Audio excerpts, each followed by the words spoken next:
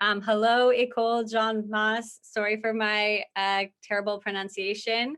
My name's Jessica, but a lot of my friends call me Bales, including your teacher, hence Tails and Bales. But yeah, so I'm the owner and operator of Tails and Bales. I started in 2017. So I did start working at a bank here in Vancouver. And I kind of did 3 months of that and really realized quickly that that's not something I wanted to do.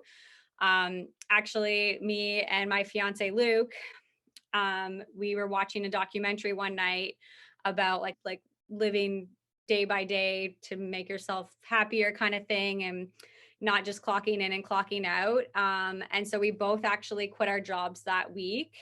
And we both just kind of started searching for things that interest us. I've always been I've always had a huge passion for dogs. And even in high school, when people would ask me like what I want to do when I grow up, and I'm just like, I don't know, I like dogs. So basically I ended up quitting the bank, was on Google, just like searching like dog jobs in Vancouver, ended up finding a company that looked like they worked with dogs. And they got back to me and they're like, yeah, we have a full like Monday to Friday position available. That's kind of how I got introduced to this whole business of dog hiking in Vancouver. And yeah, so I worked with them for a bit. There's a couple of doggies coming to join me right now.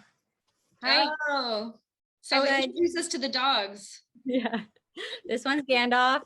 Um, and yeah, I was just hiking dogs twice a day in beautiful Vancouver. However, the pay was not great. I was paid minimum wage. So then after that, we moved back to Ontario, to London, Ontario, and that's where I started Tails and Bales.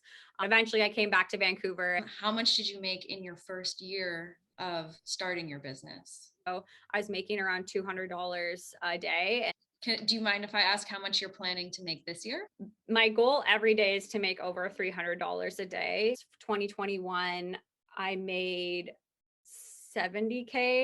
But my goal for 2022 is 100K. Cost wise for me, it's basically just my vehicle, gas, and then like I do pay for dog supplies, like dog poo bags and leashes and stuff like that. Not a ton of cost goes into my business. Did you create a business plan when you started? I did not. I should have. And I definitely would still like to have a business plan. But I think because I started it out as so just kind of chill and like, let's see what happens, I didn't really have a plan. But now with growth, I would love to put into a plan. Did you ever doubt that you were on the right path, or were there times that you thought like, oh, I should quit? Yeah, a lot. So when I started in Ontario, it was pretty easy to build clientele there. And then my partner Luke and I decided that we wanted to move back to Vancouver. So that is where I had a lot of doubt, as if I wanted to move my business to a whole other province and start all over again. When I did get here, and I didn't have clients for a few months, I was very stressed about that and very anxious about it. And I couldn't really picture it getting better. Like I was like, no, I'm just never going to meet any dogs and no one's ever going to work with me.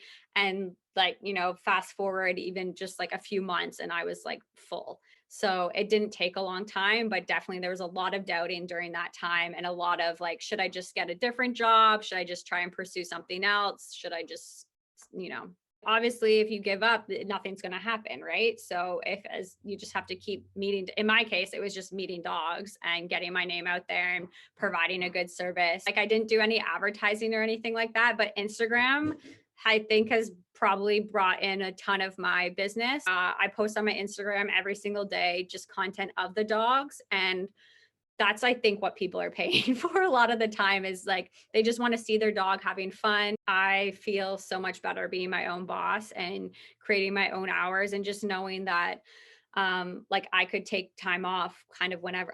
I'm the boss, so I don't have to ask anybody when I can take time off. Yeah, I'm not capped off at a certain salary. Like it's just I can work harder, I can take on more work. I now have employees that work for me. I can build my team, and there is no cap. So that is a great feeling. What advice would you have for 15-year-olds in Montreal who are thinking about starting their own business? What would you say to them? So I would say to them, definitely make sure it's something that you're passionate about. Yeah, as long as it's something you're passionate about and interested about, and like something you're excited to do every day. Like that's actually just the goal.